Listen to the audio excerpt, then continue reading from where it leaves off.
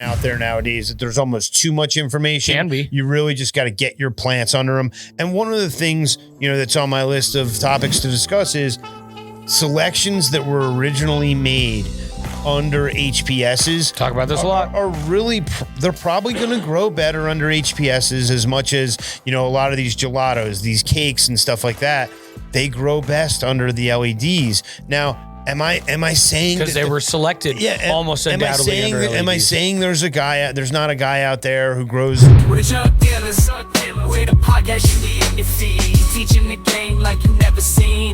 Jared, Gabe, Rambo, true OGs, masters of the globe, set your mind free. From Denver, Colorado, where the day is green, we set the data points for the SOPs. Jug Dealers Podcast, yes indeed. Hey everybody, welcome back to the Jug Dealers Podcast, where we discuss all things cannabis and lifestyle related, brought to you by the good people at 5-8 and JugDealers.net. Jayhawk, we are back in studio. We're back in studio. It's always good to be here. Yeah. We've got, wrapping up the summer, got a lot of things going on. Coming into the fall, you'll see us out and about a little bit more as well. So, but yeah, we've been putting some good shows together for you guys. I'm actually pretty excited about this one just because I feel like we dance around this topic quite a bit. Well, when we talk about New Millennium, we always tell people, hey, know your cultivar, know what you're growing. But today, we're actually going to spend some time discussing about that. Knowing your cultivar is. We've been doing it a long time. Again, I've been growing almost 30 years here. Jayhawk's been growing a long time. We've definitely grown a lot of different things, and we've taken notice of some things. And so we just wanted to share some of kind of our thoughts, some of the things we look for, some of the things we've noticed over the years with our viewers, because quite honestly, we get a lot of questions. Yeah, well, and here's what's funny. Like a lot of times with the technical questions that we deal with, and of course we do, and we love you guys reaching out because we're here. We want you to be successful. We want to help you be successful. So, when you do reach out, inevitably a lot of times those conversations come down to, well, what genetics are you running, right? And as we know, like these days, so many things are, and I'm just going to say it, are polyhybrids, right? So you've got, a few things that's very pervasive in the genome, and that would be OGs, candy, gas, cookies, fuel, GMO, some of these things, and Max uses as an example. Right. So we so we're going to kind of use variations of these things, and we're going to try to have examples and whatnot. But honestly, I want to pick a little bit of a beef, a little bit of a fight to begin with. And this is something we've talked about too, with the the sativa indica thing, right? Which can get rather annoying when you go into a dispensary and the whole thing's predicated off of these two categories, which are completely arbitrary. First off, because your chemistry is different than my chemistry, different than your chemistry, is different than everybody else's chemistry. One of my favorite things about you guys is you're taking on this issue. I was always everyone's worst bud tender because they go, I only smoke sativas. And I go, there's no such thing as a sativa molecule, right? What do you think you're saying? It's even funnier when people try and classify it in like edibles and stuff like that. Well, that's, this is so. Come on, guy. Well, right. Come on, guy. So first off, and this is definitely, and a lot of people, this, and I think we've even talked about it specifically, but the ethnobotany of cannabis, it's Robert Cannell Clark and a couple others, but he's the main author. He was one of the first to really dive in to start talking about this. And so really at the end of the day, we're gonna talk about it as either narrow leaf or equatorial. So we're gonna use that as kind of synonymous, or we'd be talking more mountainous, or wide leaf, right? So the one thing I would say, and this is where I stopped myself before we started filming, but with the equatorial thing and let's say we will say sativa for now. Oh God, narrow leaf. Sorry. Narrow leaf drug variety. I tend to think about Durban, sure, because Durban's from South Africa, which is not equatorial. Well, but it's classified now. It's funny because generally it's classified as a sativa, but it's the morphology on it is way different than any other sativa you're going to grow. Absolutely, and not to mention. You can get it done in 65 days. So really, and it's a big chunker. But it's a short stature plant. It's a short stature plant. It's not that leaf structure is not quite the same as a lot of, let's say, the hazes. Because a lot of people, when they think of that narrow leaf variety and they think of the stereotypical sativa, they think of the hazes. Sure. Those are the ones they really lean towards, in which, Yeah, we can all agree. And for those of you that don't know, and actually, Uncle John, shout out to Cutting Edge and Uncle John. They're some friends of the company, but Uncle John worked for the Hayes brothers. That actually went down to northern Colombia, outside of Santa Marta, up in the mountains there. That's where Hayes was taken from. So very equatorial, in that regard. So no surprises there. But I do like that you bring in, the Durban thing, because why?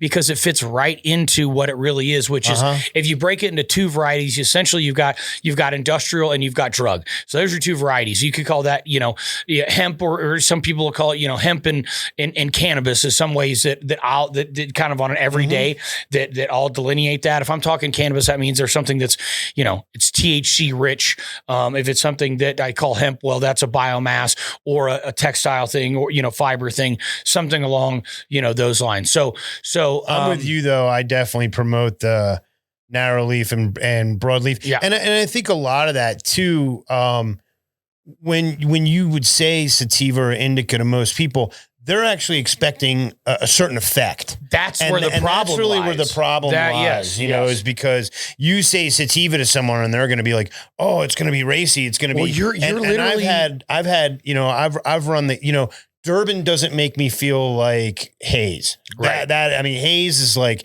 peering out the windows, looking out the curtains, like, and the guy behind you is like, it's legal, right? And you're like, it doesn't matter, and Durban's just not that. So there's a range of those narrow leaf effects, I couldn't agree more. And at the same time, again, your chemistry, my chemistry, all that kind of stuff. That's a whole different discussion. Which is why I think that it's much more appropriate, rather than saying sativa and indica, which again, you don't have individual molecules. It's this entourage of, and cascading effects of many different terpenes and cannabinoids that are all working together, which is really incredibly complex. And we don't even know.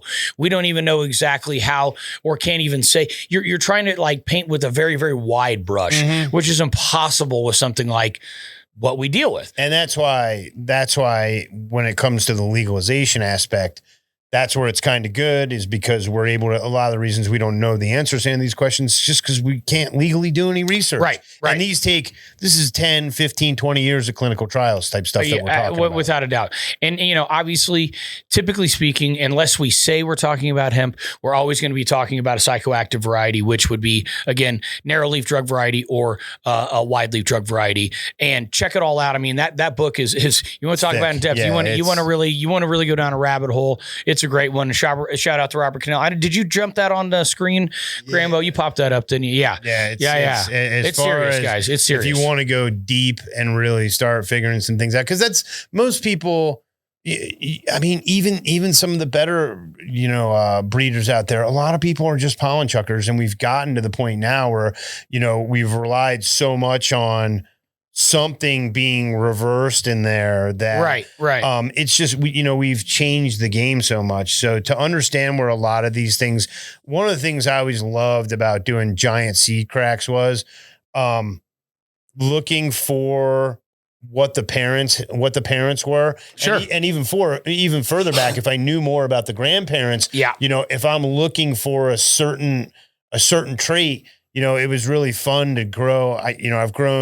I've had the privilege of growing hundreds and hundreds of seeds of Chem 95, in which with Chem 95, the most recessive is going to be one that grows like an OG. So it has long internodal spacing, grows like Chem, but has the OG smell. Because most of them, when you breed with Chem is very, very dominant. It's super dominant. It's great for commercial viability, but it's one of those things where I've popped hundreds of seeds of this, and I've only seen a couple that had that propensity. In which I see it, and I'm like, oh, that's the one. That's what I'm looking for. Well, and here's the thing. It's a numbers game, right? And if you're trying to get to the outliers, and it also depends on how certain people are breeding. Some people are breeding to really reduce variability, and some people are trying to give max variability out there and say, look, I'm just throwing you a huge pallet, pick what you want out of there, But in general, right? People want unicorns, people want outliers. But what's funny is people think a big seed pop is 100 beans or even couple hundred beans or maybe 1,000. But if you really talk about on something like a wheat trial, you're talking 1 to 2 million individual species as they start with. Yeah. That's then reduced down to about 10 or 20 over 7 or 10 years. And then they're put out to field trials for another 10 years. That's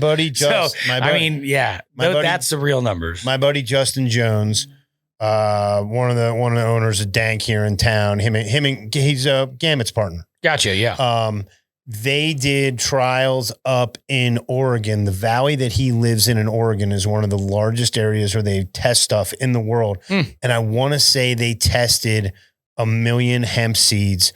He has the only certified hemp seeds, I believe, in the world, or at least he did at the time. Sure. But yeah, just like you said, those are the kind had to crack 1 million seeds. Those are the kind of numbers to be statistically speaking, because that's what I realized when I went through breeding in college. One, it was a very, very difficult class because it ain't no little Punnett square, folks. You know what I mean? It's not big A, little A, big A, big little B kind of crap. It's very, very complex, and even the way that genes are turned on and off, so it's a probability thing, right? So statistics are a huge part of breeding when you talk about it on an ag scale. So, reality is I don't look down on anybody. I've trucked pollen in my life for sure. Oh, dude. Now, and it's fun. Making seeds is fun. And making seeds is fun. Well, and it's funny because when I was back east, I posed to Dane, and I would pose to any of our listeners this question. I challenge you to find me, other than GMO, I challenge you to find me a progeny that is better than the parents. And I've had people, and I challenge my listeners, go out there, find a progeny that's better than the parents. GMO, in my opinion, is better than the parents. Nothing that anybody breeds with GMO is better than GMO, but you look at the OG crosses, the Sour D crosses, all these things. And someone made a point to me and they said, oh, well, nobody's bred anything like those ones are better than most of what they've done.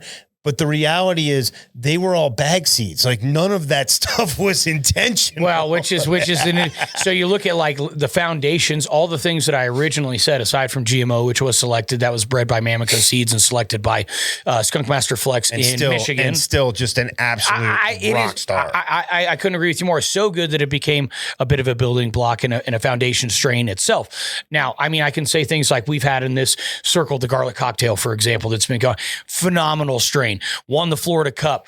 Shout out to Chops Flower Shop winning the Florida Cup down there with it. Yep. And the reality is it is an incredibly strong strain. Looks better in the bag. All these things. Yep. But I still prefer GMO. I still prefer GMO. It's got that funk. Yeah. And the unicorn poop, it's got better, it's better bag appeal and it still has that funk that GMO has. But then again, GMO extract's better than anything ever. And part of that structure, well, and again, that's where I say it ticks all the boxes. The only thing that GMO usually doesn't tick the box on is how long it takes. But, pro tip, I've grown hundreds, if not thousands of pounds of GMO at this point. Pro tip, if you use the winter frost, you do a shorter flush time. And that's one of the things when we talk about knowing your genetics, that's exactly what this episode is about, is you'll run that to day 62 before you start flushing, intending on a 70-day harvest. Sure. So a lot of times what I'll do is I will get it to a point where I'm satisfied with how big it's gotten. And then I'll hit it last 3 days when you're doing smaller receptacles. Now that a lot of people have moved down to these 1.5 gallon, 8-inch block type things happen fast. You can utilize a shorter flush time, and again, but to me, that's also being a gardener, right? Being there, being in the room, giving it at least 3 waterings of winter frost that second to last week, and then chilling on the flush, watching it. When's it ready to go? Now, granted, we're talking connoisseur style. When you talk about, commercial style, they're here on day 56. What's interesting about that is hanging out with you guys is that the GMO goes very long and it's not bad. You pull it early with the winter frost. It's not like it makes it worse. It's like it brings out different notes. We argue Jaren's GMO might be some of the best GMO and he takes it 2 weeks early. Yeah, easily 2 weeks. He takes it way earlier than most. Yeah, easily 2 weeks earlier. And I can tell you right now, couldn't do it without winter frost. Jaren's expression on GMO is completely different than anybody else's I've seen, in which it really emphasizes that onion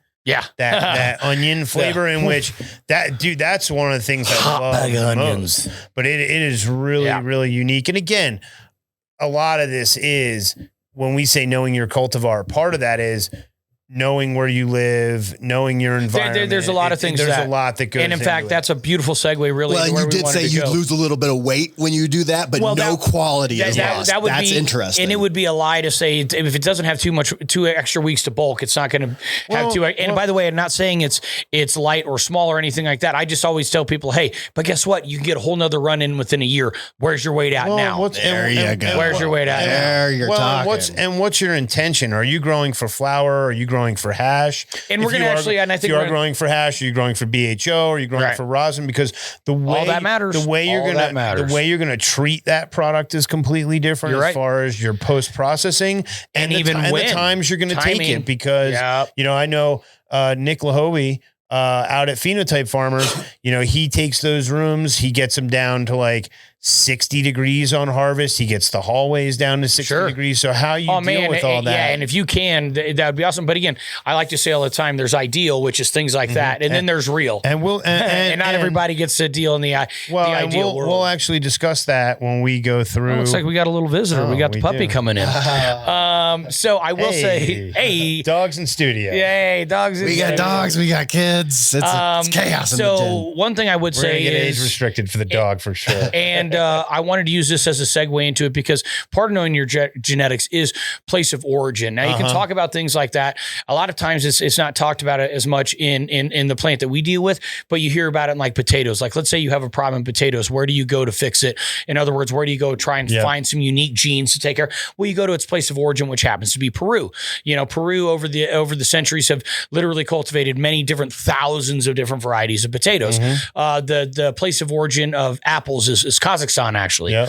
So that's always kind of interesting too, to be like, and that again, when we talk about knowing your genetics, it really depends on how far back you want to go. But even knowing things like place of origin, if possible to trace it back to, is of value to know. Well, something we discuss with a lot of folks is knowing that origin also helps you. A lot of genetics have vigor. They either have seed vigor or they have, or they just have vigor from where, like if you, nowadays, a lot of people are getting clones sent to them from certain areas, in which, by the way, that's all totally legal per the Hemp Act.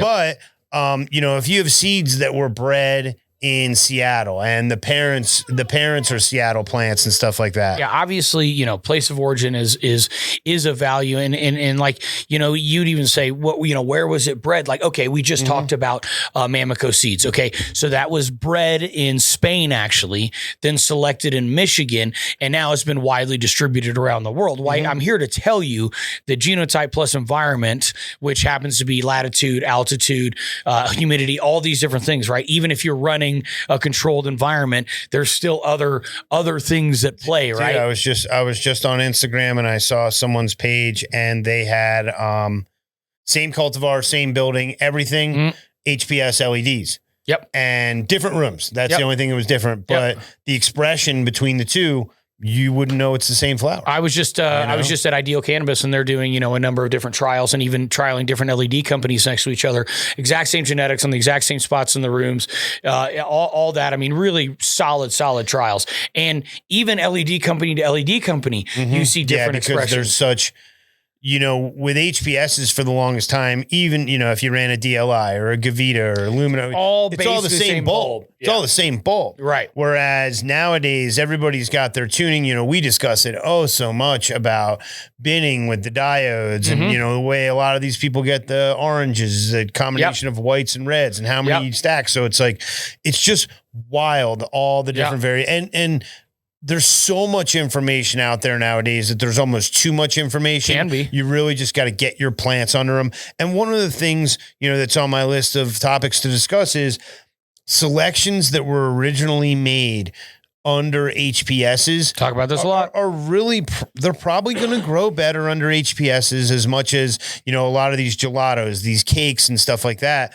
They grow best under the LEDs. Now, Am I saying because they were selected almost undoubtedly under LEDs? Am I saying there's not a guy out there who grows fire sour D under LEDs? Sure. I'm not saying that guy doesn't exist, but the truth of the matter is these plants that were selected under HPSs, they like HPSs. Well, when people say that, I can't find the old sour D, what I say is, no. You can't find sour D ran under HPS with GH on Pro Mix. Yeah. That's how we did it back in 1999. You're right. That's what you can't find. And by the way, this is not good or bad, and sometimes you might even find an expression that you like better on the other side. I mean, there's no question about that. I even have always said to even bringing in verified genetics to Colorado and under LED and all this kind of stuff, even though I know it's completely verified, I still have to sift through those. There's always a sifting process for your room and your environment, whether you're literally starting you go over to your buddy's house and it was banging and you're like, bro, it doesn't look like that in my house. Well, but you're also running a little bit different and it's just what it is. So that's still a sifting process. Even if you got it from your buddy down the street, it's still, how does it work in your environment? So you can either back all the way up and do it with seeds and sift from the top down, or even if you get into this zone and you're getting clones, you still have to sift and see how it works for yours. I've had plenty of times to go, I know that's legit genetics.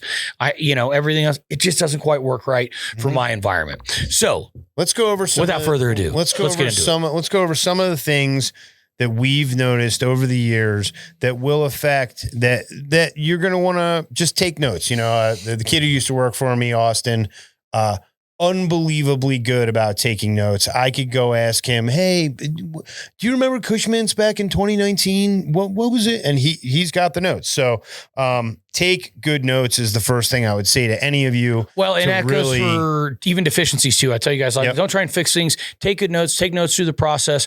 But like something like deficiency or an inavailability. Well, you're right. True. But why don't you start with just kind of talking about a couple of the variables that we tend to see where the genes sift themselves out. So, one of the first ones, I'm actually going to move the first one down because it makes more sense a little bit later. But for, a couple of the big things that I definitely notice are the frequency of feeding and the type of juice that they like, and the pH that they're at. Sure. those all kind of correlate with each other. I mean, you got some that are heavy feeders, you got some that are light feeders, you got some that it doesn't seem to do what you throw at it. They're going to eat it up, they're going to love it, and then you have some that are just like, well, and I used to have guys out in California who would do the SFV. Yep. And the SFV, they would do, let's say 45 plants per 4x4, and they would just root them, put them in blocks and flip them, because a lot of OGs, they really don't like wet feet. Nope. And their root zone, their rhizosphere can tend to be a bit thinner, much like the top growth, and the top growth on a lot of the OGs good point. Can be spindly, can be very, the SFV is the one I use as the most example because it's almost like a grapevine. And if it's like that up top, and it's going to be like that down below too. And we'll talk about pruning methods a little bit later, but a lot of that stuff that you would take off on some other plants, you're going to leave it on those OGs because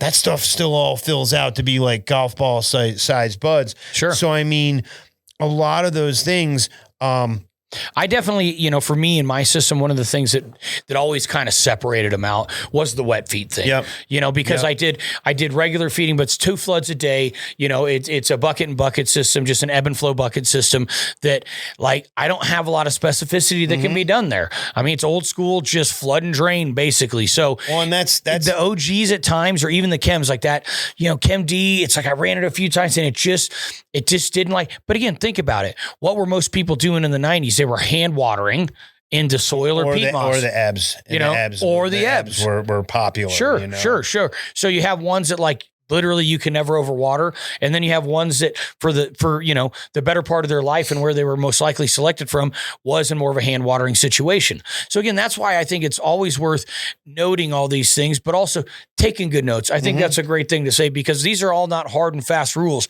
Put the genetics in your grow and take good notes. I mean, I'll have it in my room where there's certain genetics. One of the big things I try to feed, regardless of whether I'm at home, definitely in the garden. one of the things I've said for a long time is a lot of people pick their receptacle size, especially at home, based on how much they feel like watering. You know? And irrigation's a tough thing because who wants to go pay a bunch of money to irrigate their plants, in which we have determined through a lot of research that the best way to really feed your plants is to pulse feed them.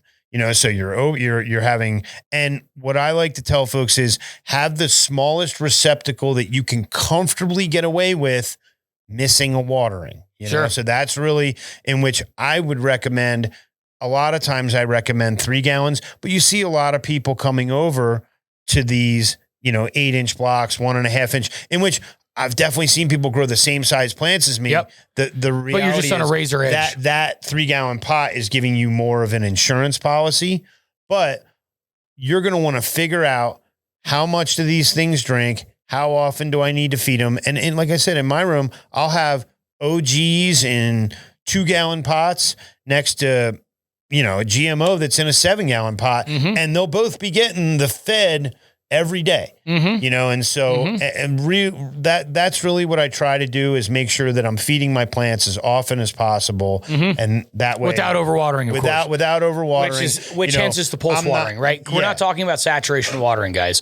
We're talking about short intervals, multiple times a day. That would be essentially pulse, pulse feeding. Now, another thing that people always talk about is that how tough are plants in the sense from herming standpoint, right? Like if they actually if they get a little bit of a light leak, if they get a little bit overfed, the GMOs, the chems, the sour Ds, the cookies, they're always going to have a propensity to have those issues. When we talk about pruning techniques, those are all ones where you definitely want to skirt up a little bit higher because that's where it's going to happen. It's going to happen in that under canopy. And you'll go in there and go, what? It's going to happen in week 3. Yeah.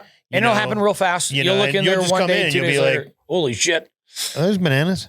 Like full-blown bananas? Yeah. So, again, part of the... And that's the knowing your cultivar. That's what I was talking about at the beginning of the episode when it comes to knowing the parents, knowing the grandparents. If you know you have some Chem D in your genetics, if you know you have some Gorilla Glue in your genetics, if you know there's some cookies in your genetics, skirt it up, baby. Yeah, skirt it up for sure. And, we've all had a herm there, here or there. And a lot of times, one little banana poking out. We've got so many of these polyploids. That's not something to absolutely freak out about. It's only when I get that, and one caveat I would say is real ball dropping. I've had genetics where they showed some issues, nothing crazy, but they showed some issues the first time I cloned them. And I never saw those issues again. And I don't have an explanation for that. Sometimes I feel like plants just settle in a little bit. Like that garlic cocktail, for example. First 2 runs I had with her, she just didn't really do it. And I didn't really change anything, but it just seemed to just relax and get used to the space. That goes back to if it's in a new environment, it's got different stresses. One thing we need to remember is they're annuals. And so being annuals, what do they want to do? They want to figure out a way to survive. How do you survive? Throw out some male flowers. So it's just, it is just that's nature. In their genetics. It's nature doing nature. Well, keep in mind, guys, these really were, they were 2 different plants, right? So as far as they were more of a male and female plant as opposed to what they are, today. We've actually they're more of a single. So they were a self-pollinator to start with. Historically speaking, right? So they had male and female parts on the same plant. Now at this point, we've basically selected them out to being male and female plants, but it's in the genetics and they'll very happily go right back to that if given the opportunity. And like you said, it's an annual. So they really are their main thing is what they're trying to do is go to seed and make it to the next generation. It's not, how do I live here forever like a perennial does? It's, man, I either got to get some pollen from somewhere or at the very least, and if at all possible, I'll produce it myself and make it happen. Excellent points. Excellent points. So let's talk a little bit about light, though. I know you talked about light requirements, whether it's, too much light, too little light. And I do think that part of that, even speaking of the OGs of chems, it's those lower light situations that they really just start popping those out. If you skirt them properly or even use some inner lighting, I have seen less issues with stuff like that. But again, knowing your cultivar. Yep. And, light intensity is a big thing. I think a lot of people go in, we talk about the pyramid, but a lot of that pyramid, when you talk about it, it comes into light, comes into feeding, and then it comes into the cultivar. And I should say light, feeding element, feeding the environment and cultivar. But if any one of those things is off, all of a sudden, if you're feeding real heavy, but the humidity is off and the lights are real hard, all of a sudden you're pushing it on two different. Well, now we're also getting to laws of the minimum. Yeah. So now it's going to go. Liebig's law. Right. It's going to Liebig. So now we're saying, okay, well, it's really can only perform to whatever the minimum is. Oh, and monoecious and dioecious. That's your one house, two house, right? So monoecious meaning one, that's really historically, that's what you still see hemp as. It's got male and female flowers on the same plant and it's going to self-pollinate. That's where as far as, evolutionarily speaking, that's where it came from. So we selected it to this dioecious plant. I had a guy hit me up. I think it was through the Jug Dealers site, I think the other day, but the guy hits me up and he sends me pictures and he goes, hey, this plant is, showing some deficiencies. It was obviously showing something that was mobile. And we start talking about it and he's like, yeah, I just put him in a new room. And I said, well, what's the humidity? And he goes, oh, I forgot to put up the humidity. And so it's just, you want to make sure that everything well, that's is why right. we do light and environment, and step it down. That's one of those things where top to bottom, a lot of times you'll see people put their foot on the gas on the lighting. They'll be like, oh, well, I transplanted them. We're good to go. Put their foot on the gas on the lighting.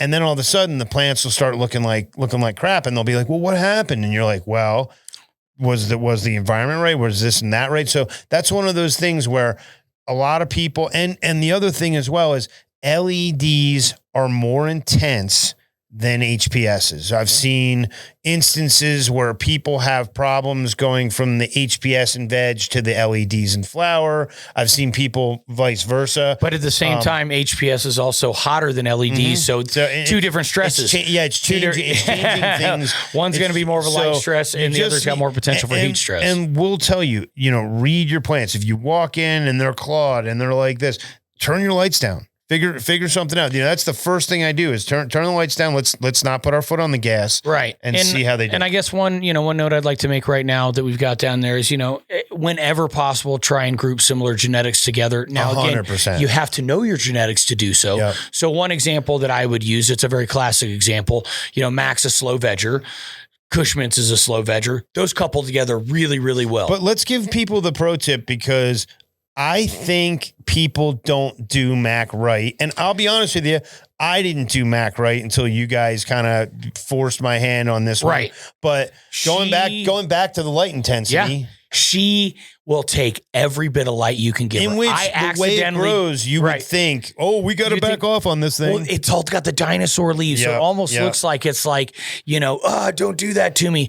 I accidentally gave it too much light once, and all of a sudden, oh my goodness, it's vegging at a normal rate. Yeah. It just wants a lot more light. If you look at some of the way that Cap has his room set up, he's got 315s tit to tail over those SOBs. And I mean that top level plant health going on with it. So I think that's a really good example for the light intensity one. And I also think it's a good example for one that you can say, hey, if I've got a couple that are a little bit slower, I don't want to put a Cushman's with a GMO. No, you know what I mean? No. Like things like that, so. And one thing, the guys at Curio do this, but one thing they actually do is most people will say, they will base their rooms on flowering times, which I'm not saying you shouldn't, by the way.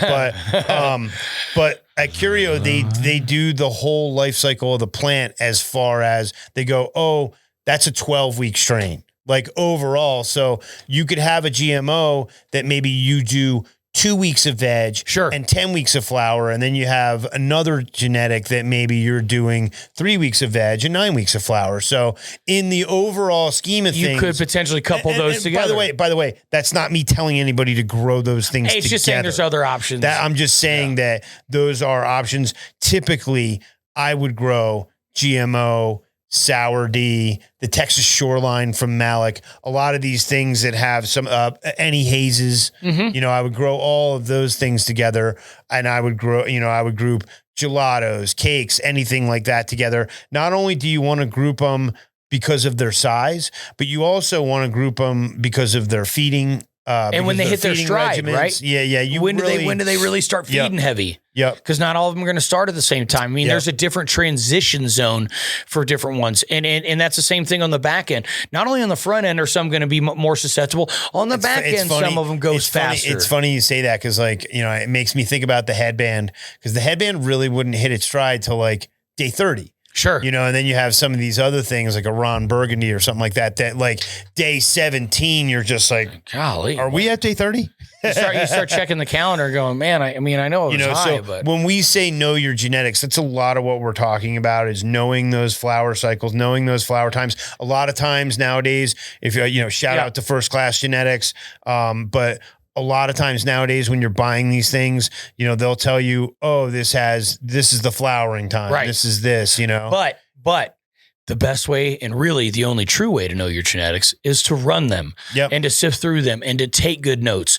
All these things we're talking about, looking at the parentage, looking at the place of origin, looking at the advertised flowering times, these are going to give you basic parameters. And then it's time for you as a grower to go and put them in the ground and see what the heck happens. And if you're fortunate enough to be in a facility, and I'm going to say, that's probably one of the things that really pushed my wealth of information kind of over the top was if you're in a facility, you know, people can dog MSOs all they want, but if you're in a facility that has the LP, the liquid chromatograph, the LGC, and the gas chromatographs, so the liquid, that sounds really expensive. It is expensive. We're talking, you know, a lot of times you can work with your local labs. They'll actually lease you the equipment, you know. Sure. The big thing is actually having someone on staff who can use that equipment because a lot of times those guys need chemistry degrees, but being able to go through, and I had this luxury at Grassroots, shout out to Grassroots, big love for those guys. But we had the ability to test, let's say we would test from day 50 on, every 5 days, and we would monitor the CBG, THC, CBN, CBD, all so you can those also levels. See as these things. And you could start, you could literally start building a curve that's cool. into which that's really where you could start to, and you know, something I learned from the guys at the grow off, CBG is unconverted THC. So that's goes where from I was CBG to THC. That's what it gives you an idea of that. Then to CBN. And so, one of the things we actually did learn is because my idea was, okay, well, if you have a high CBG number, you must have harvested it too early, right? One would think. In which that's not necessarily the case. But the one thing that is true is THC then crashes down to CBN, and that happens very quickly. Right. You know what I mean? So you can have a plant that's higher in CBG, has reached its full maturity, you know, and then not for nothing, there's the good old way of busting out your old microscope or your old scopes and just taking a look and going, you know, me personally, I'm a 50% milky guy.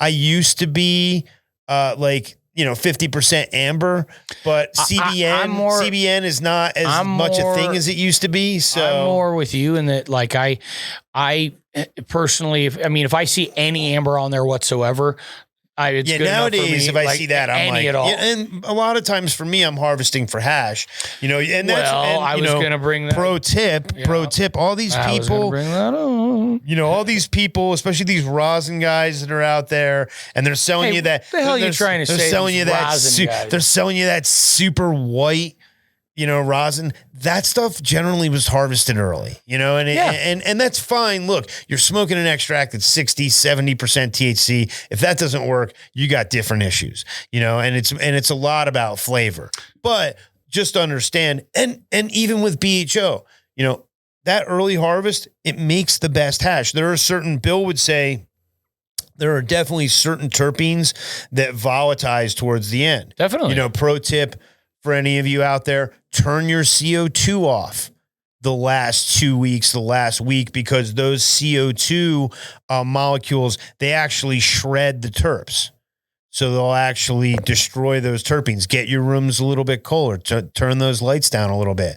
You know, the one thing, if you can. Yeah, if you can. The one thing, and the one thing I like to point out to people is whatever cultivar you're growing, mimic what you think it would want outside. Well, and even when I get sometimes these questions, I like to look at it from like, well, do I think in nature or in the evolutionary scheme, would that make sense to me? Like if I don't know, for sure no, it's a question or something about genetics, I try and put myself back in that position to go, well, does that make sense from a nature standpoint? Because in reality, that's where all this stuff came from, and even when it comes to, like you said, the herming thing, everything else, you can't necessarily get mad at it and be like, oh, this hasn't been stress tested or this and that. Reality is, man, it's in the genetics. There's going to be some propensity to it more so than others. And again, sift through your genetics. I don't care if it's beans or cuts. The sifting process is real. Sift it for your own stuff and take good notes, because really knowing your genetics, these things could almost come into you as a number, and it would almost be better to force you to really take better notes of it. But that's not how it is. Let's talk a little bit about pruning techniques and just, selection there. It's funny because as I was reading that, I automatically think of the UK cheese. And I love her. That it's such a funky.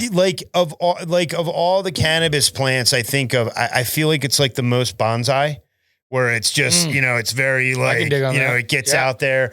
But you're gonna first off, you want to decide how you're gonna grow your plants. You're gonna grow your plants apical, or are you gonna prune them and bush them out? A lot of people, Christmas trees or shrubs is kind of another way I like to. A lot of people like to bush them out because of plant numbers. Yeah, and that was typically, if you look historically, that was why we did things. There's different methods of scrogging, and when I say scrogging, basically what that means is you're gonna kind of lay out some netting. I've had people do it with the wire as well, and then you're gonna kind of force it down on that plant and spread that plant out. I had seen one instance, and this is not scrogging, it's a little bit different, but I had seen one instance where this guy split a plant and had it going like 15, 20 feet. In so it's like, it basically is spolier. Yeah. And so, that's cool. One way to do it. There was a group, I can't even remember the name of the grow here, but they actually did what they called a parabolic scrog. So it was like this, and they had an HBS. So the HBS hung basically kind of at the top of the scrog, and all okay, and it was literally like a carpet of bud. Okay. Dude, these guys murdered it. And you're talking, these are guys. I mean, I think they were doing it under single-ended bulbs that were single-ended fixtures that were ducted type. Well, stuff. I had buddies that used to do the old they call it the Coliseum, and it was a big hog wire cage circle that had platforms on the outside. You put 2 gallon bulb in the center, hanging in the center, and they weave them through the whole thing. That's my boys out in Portland. And I'll be honest, it was a technique that you had to learn, but once you learned it and stuck to it, dude, that same grow with the parabolic, that same grow with the 3 in a row, boom, boom, boom. Dude, the same grow with the parabolic scrog actually had these walls where the bulbs hung down in the middle, and they had 5-gallon buckets in the walls. Guy had to work it with a man lift. I think it was like an 18-foot tall wall. So it's like there's so many different ways to do it. It's really what's best for your situation and what you're most comfortable with. That's what I would tell anybody. And the other thing is too, man, I used to make fun of tents. I used to just be like, and with some of the stuff that I've seen come out of tents over the years, including some of your own, thank you. I've seen some guys really rock a tent. So look, if a tent is what you got, then by all means, what you're trying to do. And the next episode that we're actually going to put out is going to be an entire episode just about building envelope, tents, buildings, the whole thing. But no matter how big or small you're going, all you're trying to do is create the perfect environment for those plants to do everything they need to do. All the equipment's out there nowadays. All the knowledge is out there nowadays. Well, and remember, we're really just plant janitors. We're setting up an environment. They're going to do what they're going to do. They're more highly evolved than we are. They make their own food. They're autotrophs. That was hilarious to hear the Hollywood Undead guys saying that without even being prompted. That was when, I think that's when I got up and I was like, dude, yeah, no doubt. That was a fun interview and definitely a unique one. And, having guys in there. So again, hopefully you got something out of this. I mean, the way I look at it is, and if you take anything away, it's honestly, don't be scared to run shit. Put it in your stuff. Yeah. Run it. Yeah. Just you run it and take good notes. Here's another thing I would say. A clone is a copy of a mom, which means for the longest time, we would always be like, oh, you put it into veg at a clone, you got to baby it and all the rest of the stuff. Horseshit, dude. Nah. Hit the gas. Whatever, I can tell you right now, whatever the mom was getting, you could probably feed the clones because, again, they are copies of, and if you're nervous about it, take 5 plants. I was going to say, take a couple extras and beat them up. Take a couple extras and go beat them up. I encourage people to cut extra clones, do whatever, because you will be surprised. It is a weed, and you would be surprised at how resilient it is, ways it makes it through. So encourage you to go out, work with your plants, spend time in your garden, and really have those things tell you what they do and don't like. Yep. Just like Let's plant to its thing. Thank you guys very much. We're going to wrap it up here at the Jug Den. It's always a pleasure. Thank you guys for coming and hanging out with us for a few minutes. Catch us next time. We love you. Peace.